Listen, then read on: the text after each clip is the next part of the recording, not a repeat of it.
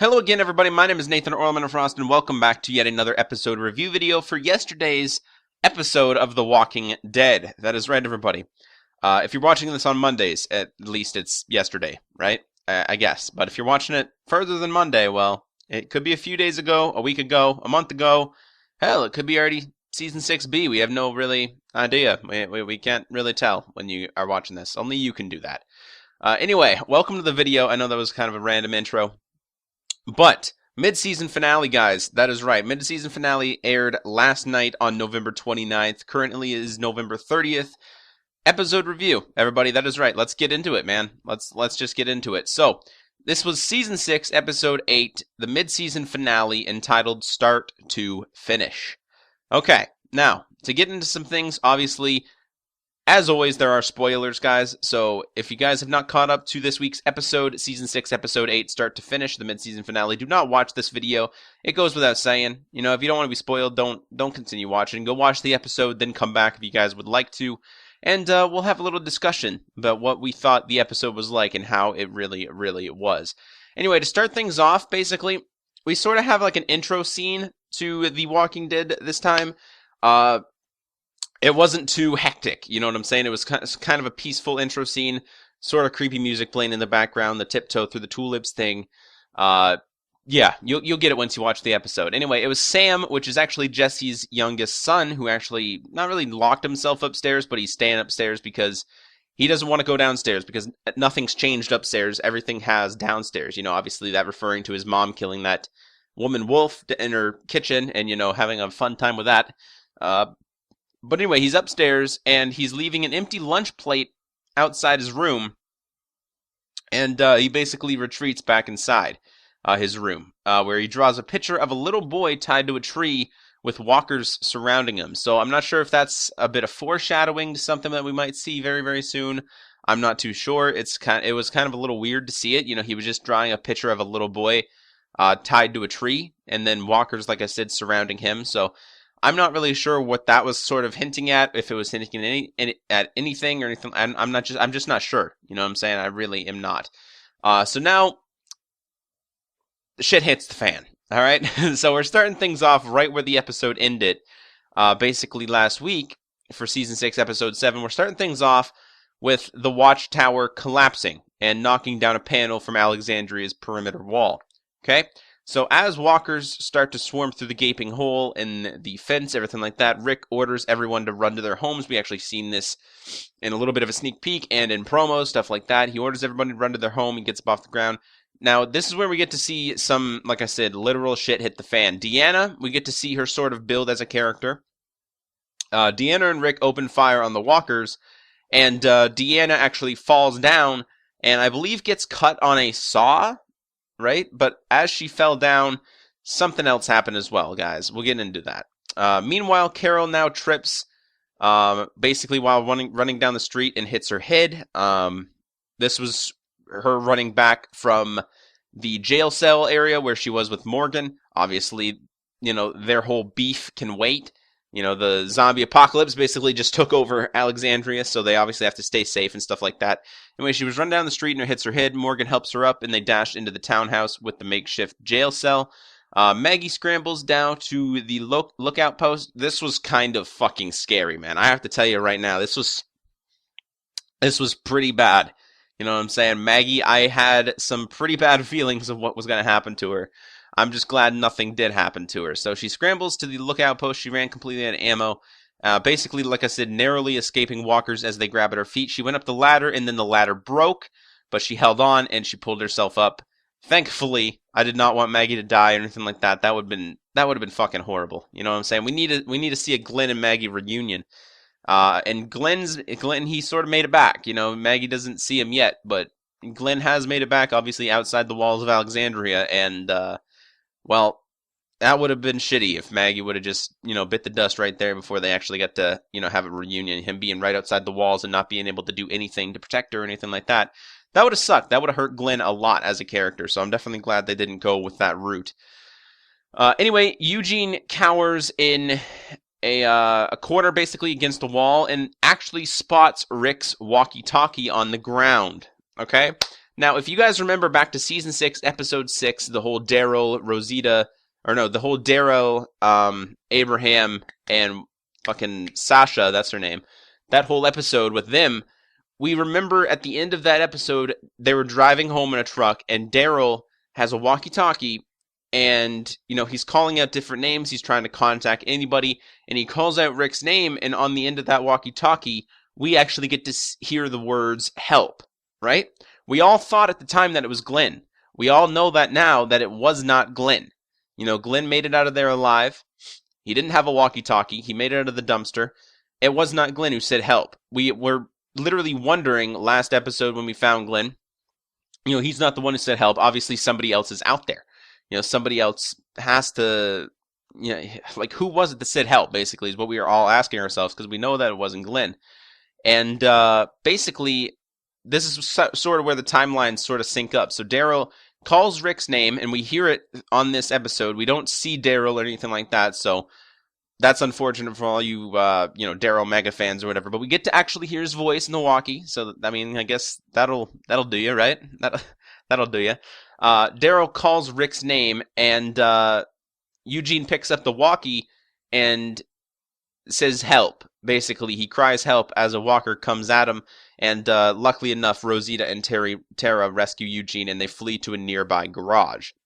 So, now we know that it was Eugene who actually said help. Daryl called out Rick's name, and Eugene picked it up and asked for help, because walkers were approaching, and he didn't know what to do. He had a machete in hand, he didn't want to hit anything. He's just a weak character, man, you know what I'm saying? He's got to learn how to build himself, and I hope that he finally does, or eventually does. Sort of like Gabriel is sort of starting to do, Father Gabriel. He's sort of starting to build himself as a little bit of a more character and, not run away as much, basically. So I'm definitely glad about that. And, hopefully Eugene sort of follows in his path, at least eventually. You know what I'm saying? It might not be anytime soon, but eventually I hope he does. You know what I'm saying? If that goes anything according to the comic book, he eventually will sort of come to his senses and find his use in the group.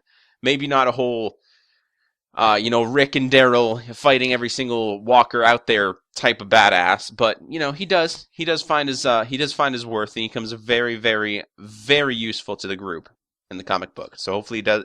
I hope he follows that path. You know what I'm saying? I hope he's just not going to be a weak character who gets killed off for a pointless reason and stuff like that. So that'll be nice to see.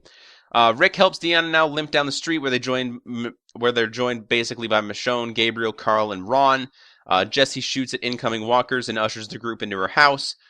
Enid and Glenn now basically watch in shock basically from the perimeter. We actually seen this in a sneak peek. If you guys seen my prediction video and looked in the description, you guys would have seen this sneak peek. This was basically them arguing about, not everybody's dead in there. We can get in there. We can help them. There's people alive in there. This is how you lose people, even when they're gone. Stuff like that. That's what Glenn sort of insisted on her. You know what I'm saying? He basically insists on helping Maggie and his friends, his pregnant wife, stuff like that. And we don't really know that at that moment, we didn't really know that she was going to, take him up on that offer and go with them. We didn't really know where her loyalty sort of lied. You know what I'm saying? But we do get to find out a little later. So, inside Jesse's house now, Rick carries Deanna upstairs to a bedroom. Sam watches, paralyzed basically with fear. He's up there now, and, they sort of went into his territory, sort of being, that upstairs area for Sam was sort of a sanctuary for him. You know what I'm saying? And now everything's sort of starting to clump up around even upstairs now, and that's even going to become unlivable for the little kid. So he's got to learn to deal with it. I know he's only a little boy and stuff like that, but it's a new world. You know what I mean? You got to learn to conform. He doesn't really know too much about it. I would like to say the apocalypse has been going on for about 2.5 years, something like that. I'd say roughly. But you got to think, you got to think he would probably have adapted already. But at the same time, you got to think he's been behind those walls that entire time. He's never been out there. He's never been getting stronger and, stuff like that. He's been behind those walls the entire time, essentially living a normal life. Without the apocalypse, without the walkers, he's essentially living a normal life, at least until up at this point. So anyway, Okay, so Jesse urges him to be brave, stuff like that. On the main floor of the townhouse now, Carol refuses Morgan's offer to examine her head. One floor below, Denise sits opposite the W man and asks to see his wound. He removes the bandage, revealing a badly infected gash. Denise cautiously removes a bag of IV fluid from her pack. Stuff like that. She sort of starts to help him, stuff like that. We actually get to see the W guy again. I don't know if I still can't tell if it's the leader of the wolves. I really don't know. You know what I'm saying? I really don't know. Back at Jesse's house now, Michonne and Rick tend to Deanna, and, they were going to attend to her cut, help fix her up, stuff like that. And unfortunately, right below the cut, they discover a bite mark on the side of her, and, she basically just shrugs it off with, well, shit. And then that's where the scene cuts. So, they can't amputate or anything like that. It's sort of on her midsection, right, literally on her midsection, on her side, on her hip, if you will. So that's definitely unfortunate, man. Deanna is gonna die, guys. She technically already did. But this far in the episode, she's not dead yet. But there's no way to save her, you know what I'm saying? So Deanna is literally a lost cause, unfortunately. I was looking to see a little more from Deanna, maybe her grow as a leader and as a survivor and, stuff like that. I know in the comic books, Rick sort of takes over as leadership of Alexandria, so I was definitely thinking that was going to happen, but I was at least thinking that Deanna was sort of going to, be there at least for a little while longer and sort of, keep control of her people and reassure them that everything is going to be, kind of okay with Rick as a leader and, stuff like that. I was expecting that, and I was hoping for it, because I do like Deanna as a character. Obviously, she is a little bit weak when it comes to fighting zombies, but she is a good leader, you know what I'm saying? And she does have that adaptable personality that she can adapt to really anything, you know what I mean? If she was taught how to fight walkers, chances are she wouldn't have got bitten, because she was popping shots off into walkers outside, and she missed a few shots. I'll be honest with you, she missed a few shots. She wasn't a good firearms expert. She wasn't a good shot or anything like that. She missed a few shots, and I think that ultimately led to her getting bit and getting injured at the same time, in the same process. So it is definitely unfortunate that she is definitely dead now. So fuck, man. Yeah, that was a hard one. That was probably that was the major character death in this episode. Now I say major because she was part of the main cast. She wasn't a side character that not really anybody cared about. She was the leader of Alexandria when Rick got there. You know what I'm saying? And unfortunately now, her watch has ended. That was a Game of Thrones reference. I didn't know what else to say there. I just came up with that. I apologize. All right, anyway, moving back into the rest of the episode now. Anyway, she discovers the bite, stuff like that. Rick confers with Jesse to come up with a plan to run to the armory and draw the walkers away from Alexandria with flares. Michonne, meanwhile, tells Deanna that she believes in Alexandria and Deanna's plans to expand it. Deanna asks what Michonne wants for herself, and Michonne basically admits, I don't know. There was sort of a little conversation going on there. Obviously, I can get more into detail if I wanted to, but I'm not going to. You guys can watch the episode for yourself. I'm going to go over some important parts, stuff like that, do a general view. So I apologize not going into depth conversation. Down in Jesse's garage now, Carl checks on Ron, basically who's upset for brooding about his father. You know what I'm saying? So they argue, then shit breaks down, man. You know what I'm saying? Shit really does. Basically, Ron, the phone's ringing. That's fantastic, isn't it? It really is. Hopefully, it doesn't ring for long. We'll see how many rings you get out of it. I'm not even sure if you guys can hear it. That's 1. That's 2. That's 3. What else we got? We got another one? Doing a video here. Oh, that's 4. And that was definitely 4. I'm not sure if you guys can hear this or not. It might be just sounding stupid. Alright. Looks like we're done. That was 4. Alright. Apparently they got bored. Okay, so Ron basically blames Carl and blames his father, Rick, obviously, for killing his dad and, telling him that Rick's a killer, stuff like that, pointing some stuff out. he's dangerous, blah, blah, blah, blah, and basically tells Carl, your father's a killer, and then Carl kind of retaliates with the, yours is too. You know what I'm saying? Like, he hurt your mother, he killed Reg, obviously Deanna's husband, he completely sliced his throat in half with Michonne's katana that he got off the wall. He's a killer too. You know what I'm saying? You don't really have much room here to talk shit about my dad. When your dad's sort of the same. But there's one thing you gotta understand, your dad's an asshole, and mine's just trying to keep everybody alive.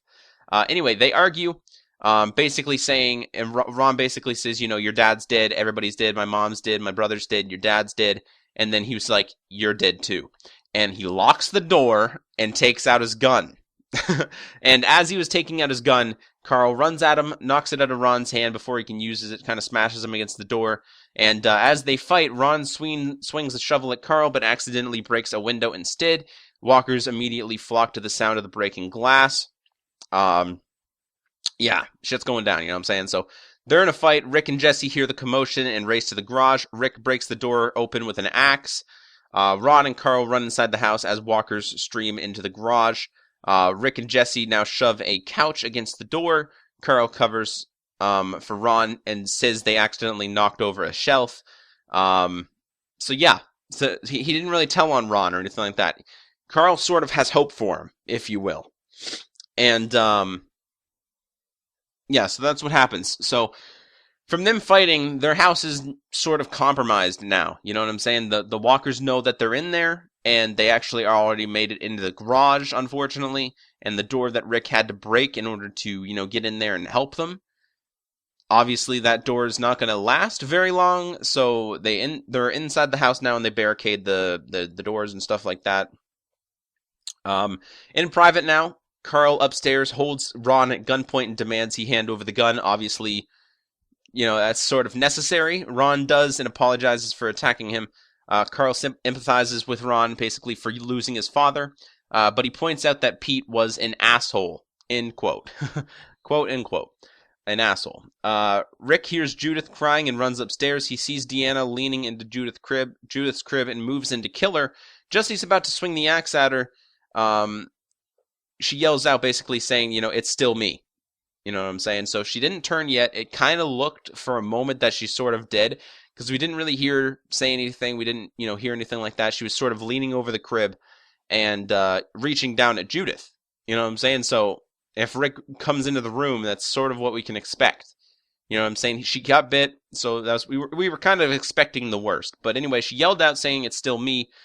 Basically, she went in there trying to see Judith, basically, one last time. She wanted to see Judith and just, be with her one last time. She just wanted to see her one last time. And anyway, seeing how weak she is now, Rick gently lays Deanna in a bed. He picks her up, lays her in a bed. She gives him farewell notes for Spencer and Maggie and asks him to look after Spencer as he would his own people. And Rick sort of gives her a look. She wants him to look after her son as he would look after Glenn or Maggie or Daryl, Carl, stuff like that. Anyway, he sort of gives her a funny look and basically saying, look after him like he's your own people. And then she basically sort of hands over the reins of Alexandria to him by saying, they're all your people, Rick. You don't know that now, but they're all your people. Basically, like I said, handing over the reins of Alexandria, giving him full leadership sort of thing. And, yeah, that was that. So, they're all your people, Rick. Meanwhile, Carol pretends to rest. Morgan peers down towards the makeshift jail cell. Carol shoves him aside, sort of faking her sickness and her rest. Pushes him aside, runs downstairs where Denise is tending to the W-man's wound, wielding a knife. Carol orders Denise to back away from him. Then Morgan arrives with his staff in hand, and they sort of have a standoff. Yeah, so that's shit's going down with Morgan and Carol. Fucking shit could have waited, man. I don't I understand why. I understand where Carol's from, or where Carol's coming from, stuff like that. But at the same time, I sort of understand where Morgan's coming from. You know what I mean? I think if I had to choose a side, I'm on Carol's side. Mostly because, she does everything for the benefit of her own group. She knows that this guy's a danger, and we actually get to see that happen later in the episode. It sort of comes back and bites Morgan in the ass, and I hope that finally it, sort of makes Morgan wake up, if you will. You know what I mean? Obviously, it's not good to kill everybody that you see, like he was before. That's exactly what Morgan did. Anybody he's seen, he didn't try to befriend them or anything like that. He didn't do anything. He literally went up to them and buried a pole in some guy's neck and then choked the other guy out without even asking a question. And that's not the way to handle things. I understand that. I understand him not wanting to kill anymore. But you have to understand the difference between not wanting to kill randomly and then having to kill in order to protect your group. There's a difference, guys. You know what I'm saying? There really is a difference between knowing that someone's dangerous and killing them and just killing a random person without knowing. You know what I mean? I understand that. But what I don't understand is, someone that just attacked you with an entire group of people with axes, them killing all your people and stuff like that. I just don't understand, why would you keep a man like that alive? You know what I mean? Like, there's a difference. There's a difference, and I think Morgan has to learn that difference. Now, Carol has gone a bit far in the past. I will completely admit that, basically. There's been times where she even killed members of her own group, like, oh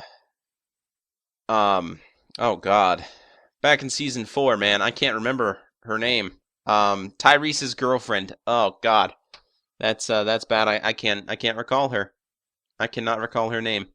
You know what I'm talking about, though, when she killed them because they were sick and stuff like that. I think that she could have held off a little more. I mean, everybody ended up getting sick anyway, you know what I mean? In retrospect, it didn't really make a difference, if you will. But at the same time, I understand why she did it.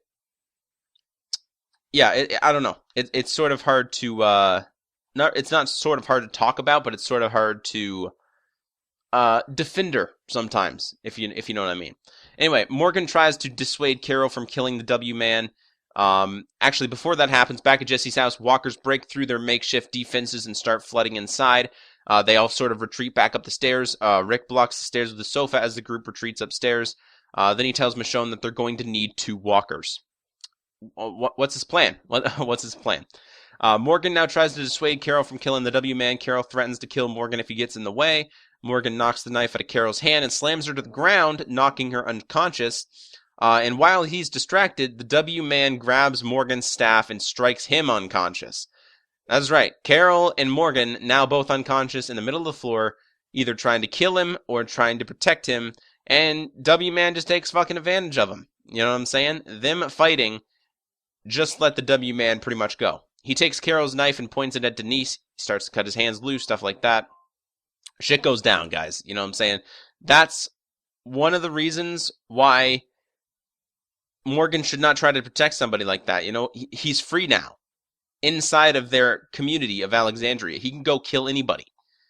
And at the same time, that's why Carol really shouldn't have fought Morgan at the same time. I know that she wanted to kill him, but him being tied up for now is at least a better solution than, him taking advantage of them 2 fighting and then getting out and maybe going to kill somebody else. You know what I'm saying? So Michonne tells Deanna now that they're leaving the house and starts to offer to kill Deanna before she turns, but Deanna insists that she will shoot herself when the time comes. I'm not ready yet, she says.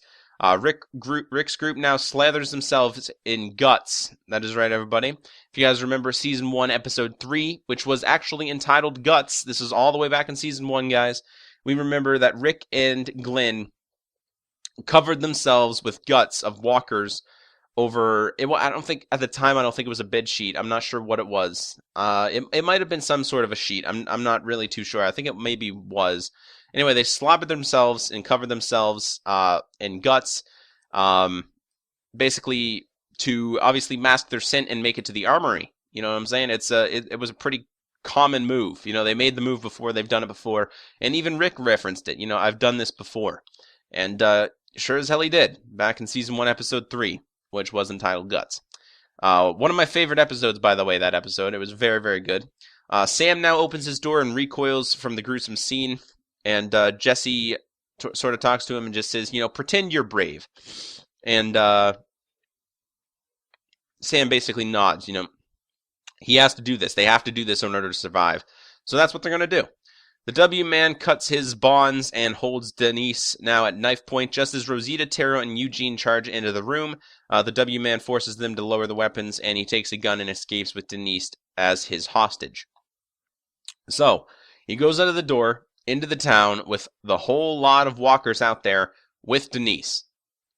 So, Denise is out there, in danger, and that's basically all because of Carol and Morgan having to fight over whether to kill him or whether to save him, rather than just keep him tied up for now and deal with it later, after these walkers have cleared out and after they have a more controlled environment.